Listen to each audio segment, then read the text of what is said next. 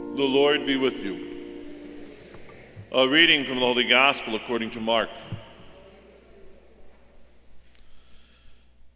When the Pharisees with some scribes who had come from Jerusalem gathered around Jesus, they observed that some of his disciples ate their meals with unclean, that is, unwashed hands.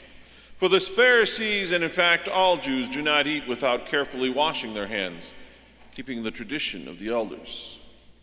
And on coming from the marketplace, they do not eat without purifying themselves. And there are many other things that they have traditionally observed: the purification of cups and jugs and kettles and beds. So the Pharisees and scribes questioned him, "Why do your disciples not follow the tradition of the elders, but instead eat a meal with unclean hands?"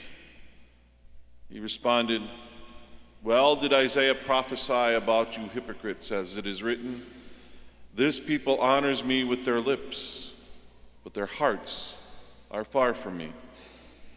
In vain do they worship me, teaching as doctrines human precepts.' You disregard God's command, but cling to human tradition." He summoned the crowd again and said to them, "Hear me, all you, and understand. Nothing that enters one from outside can defile that person, but the things that come out from within are what defile. From within people, from their hearts, come evil thoughts, unchastity, theft, murder, adultery, greed, malice, deceit, licentiousness, envy, blasphemy, arrogance, folly. All these evils come from within, and they defile." The Gospel of the Lord.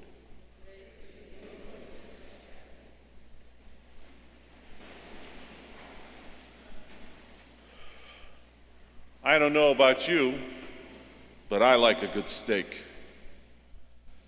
We have some great steak restaurants here in Chicago, which are as good as any in the world. I also like turkey. I look forward to Thanksgiving. I like chicken, and I have had some of the best chicken in the world.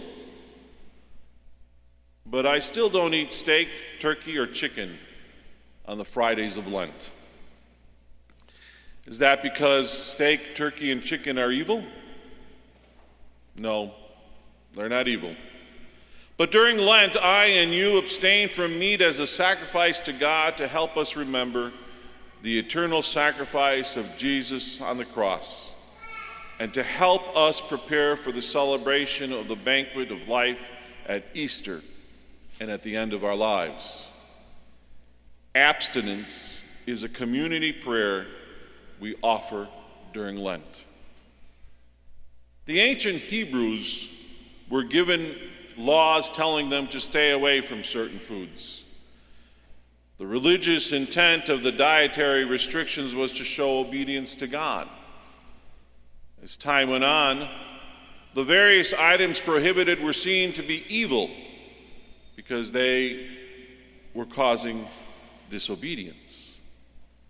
Actually, pork, shellfish, and the rest are not in themselves evil.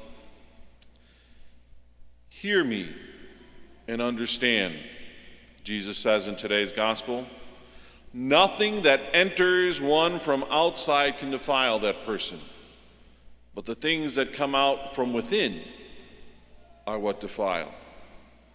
From within people, from their hearts come evil thoughts, unchastity, theft, murder, adultery, greed, malice, deceit, licentiousness, envy, blasphemy, arrogance, and folly. All of these things come from within, and they defile." So are we basically evil? The Reformed Protestant theologians believe that mankind was created in the image and likeness of God, but due to sin has become totally corrupted. According to them, sinfulness affects a person's nature, including his will. This was taken to the extreme by the predestinationists, who are perhaps best exemplified by the colonial American preacher Jonathan Edwards and his famous sermon, "Sinners in the Hands of an Angry God." The Catholic belief is that we are basically good. Every person is made in the image and likeness of God, and every person can bring a unique reflection of God to the world. Sin tempts us to do evil, but we can fight off that temptation. In the 4th chapter of Genesis, before Cain kills his brother Abel, God says to him, "Sin is lurking at your door. Its desire is for you, but you must resist it and master it." We have sin lurking at the door of our hearts. We must master it. We can best do this by keeping our hearts pure. We can't allow that which is evil to have a toehold within us. That means we have to be on guard. A battle is being waged for our soul. Evil lurks. Sure, this or that is wrong, but there can be exceptions, right? And before we know that, our thoughts have been turned to evil. We question what is right or wrong and open the door for evil to take hold in our hearts. The contemporary Christian group called Casting Crowns captured the necessity of being on guard to protect our hearts in one of their songs entitled "Slow Fade." It's a slow fade when you give yourself away. It's a slow fade when black or white have turned to gray. Thoughts invade. Choices are made. A price will be paid. When you give yourselves away, people never crumble in a day. It's a slow fade.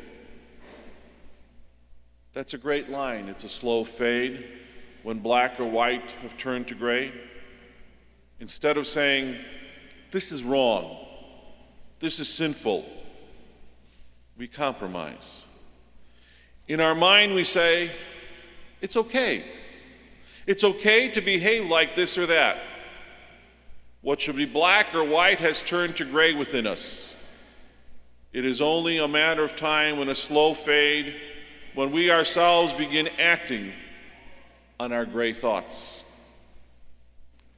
And then, that which comes from within defiles us.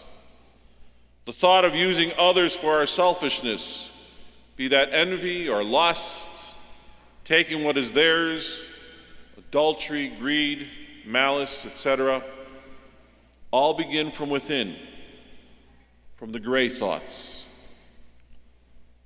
Jesus speaks about hypocrisy today. All of us hate hypocrites. We can't stand it when we learn that models of morality have been leading secret, immoral lives. We are upset when those whom we respect are revealed to be indecent, anything but deserving our deference.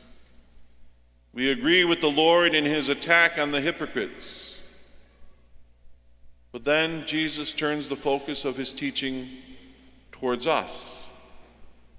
He says, that which is evil is what comes out of us.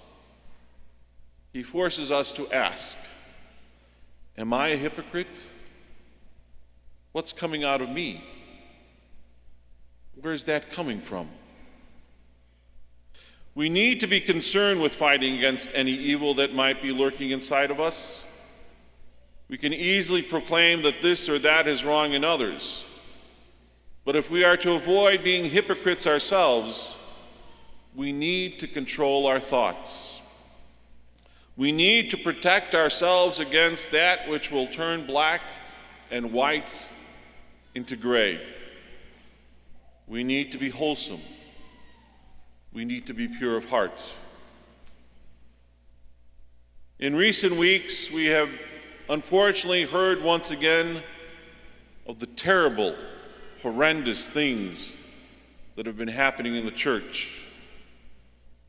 For these past few weeks, I've struggled with what it is I need to say to all of you, and I've been walking around with a heavy heart. I've been completely angry and frustrated as a result of the Pennsylvania abuse reports and the Cardinal McCarrick situation. It's been hard at times to put on the Roman collar. My continual prayer has been for the victims. As each news story continues, my heart is torn apart. I have spoken with several priest friends, and it seems that we all feel the same thing. What has happened is wrong, and there is no excuse for it. None. We cannot allow for this to ever happen again. Things need to change, and they need to happen now. I apologize to those of you who have been deeply wounded in the most horrific ways by members of the church from the top down.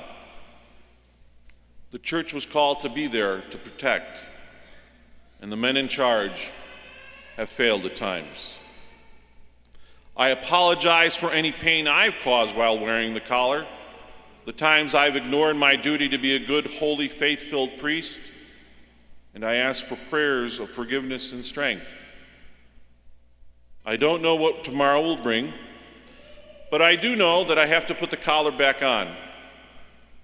Ministry continues because there are still souls that Christ is seeking to bring into his presence and into his peace. Know that you are in my prayers continually. And in your kindness, please pray that all priests remain faithful not only to their vows, but more importantly, to Christ and to his church. Once again, I apologize for the pain, the hurt, the anger, the hypocrisy, and for the dishonesty.